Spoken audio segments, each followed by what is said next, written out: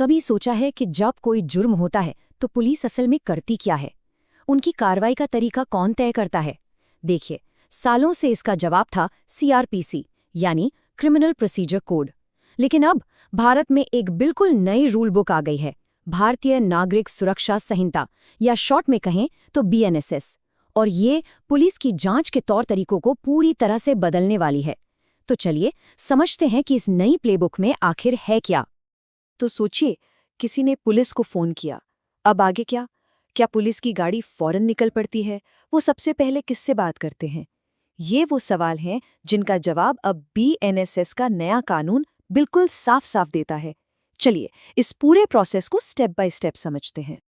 तो शुरुआत करते हैं एकदम बेसिक से।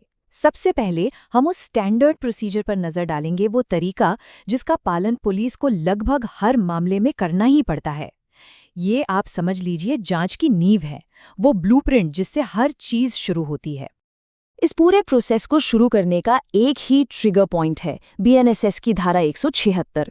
इसे आप जांच का स्टार्ट बटन भी कह सकते हैं। जैसे ही किसी पुलिस ऑफिसर को लगता है कि कोई संज्ञेय अपराध हुआ है, ये सेक्शन अपने आप लागू हो जाता है और उन्हें एक्शन लेने का निर्देश देता है।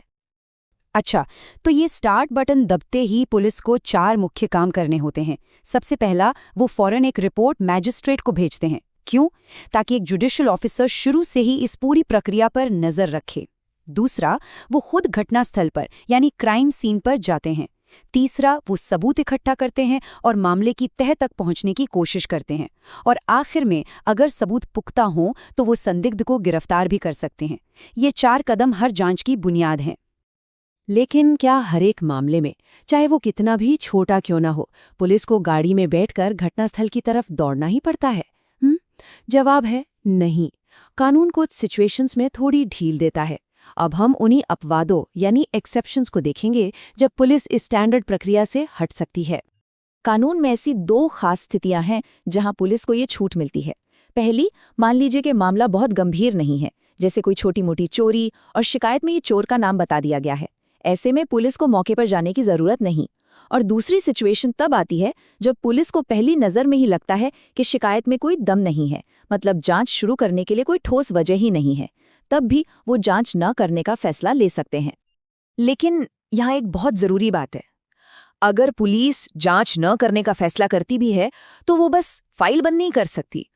उन्हें लिखित में इसकी वजह बतानी होगी और उस व्यक्ति को भी इन्फॉर्म करना होगा जिसने शिकायत की थी।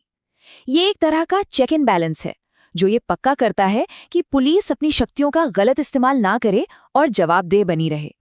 अब हम एक ऐसे बदलाव पर आते हैं जो शायद इस नए कानून के सबसे जरूरी और संवेदनशील हिस्सों में से एक है।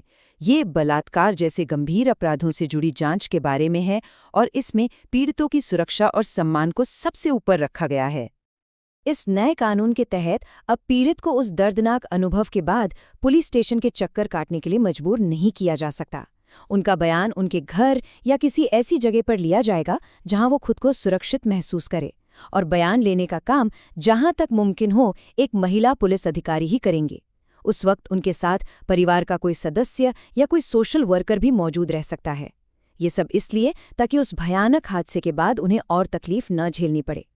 और हाँ, ये कानून आज की टेक्नोलॉजी को भी पूरी तरह अपनाता है।